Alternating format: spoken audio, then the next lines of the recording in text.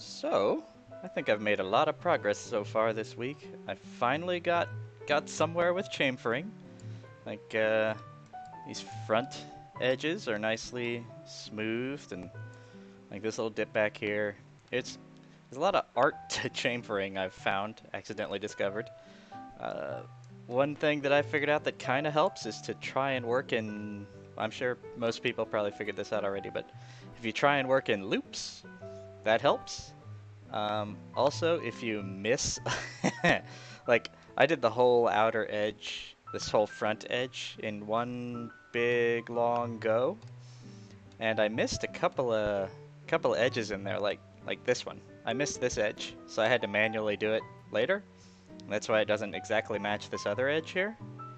Um, but in so doing, I actually learned, it's all practice, so I learned a lot about what reasonable ways to align vertices with each other. And one of the neat things that I constantly forget exists is this constraints thing.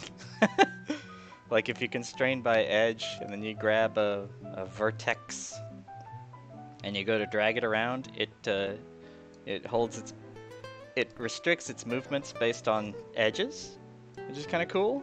It's just one of the many things that we have that we can use that I haven't been using. What else? I ended up putting a lot of triangles back in because it was just easier. So some of these corners have triangles, but since we're not doing like, I guess triangles are a big issue for Mudbox and other painting programs, but we're not using those in this one, so that's not too big a deal. I added in actual buttons under my buttons, and they have cool little beveled edges going on. Because I figure it'll be funner to animate. I was thinking a lot today about how do you animate a speaker, and I think my current plan is to, the buttons will move, and then I'll probably play a song in the background, and I'll animate the speaker just kind of going nuts to the music, and see what happens. But yeah, I'm significantly happier than I was a couple days ago. In fact, let's go to the second screen. And here's where I was at a couple days ago. On Tuesday, I think.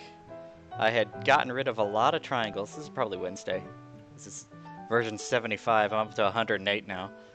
But I was really resistant to chamfering because I really love strong corners. But I understand that it's not as realistic, and my speaker doesn't have that many strong corners. The bottom does. The bottom has a lot of strong corners, so I left those alone. But the top and the sides are they come up to an edge, but it is rounded. So I think I did pretty good. Also, I've gone from 2,000 something polygons to 5,130 something, I think. I'm not exactly sure because things are broken up into different pieces.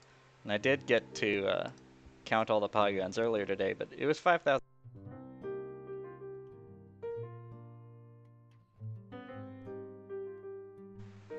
I'll I've kept things broken out into individual meshes, more or less, because I think it just makes more sense that way.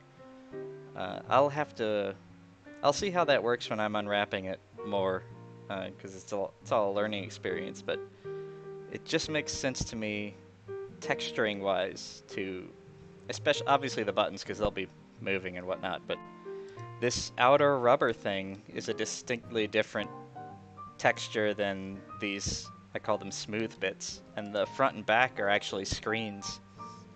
Like not a computer screen, but a mesh screen. I'm just not calling them meshes because meshes mean things in 3D. But yeah, this is where I'm at, and I think I'm gonna move on to the other stuff we're supposed to be learning this week since I'm done catching up. But yeah, I'll add this to the post so you can look at it. Tell me what you think. I appreciate it.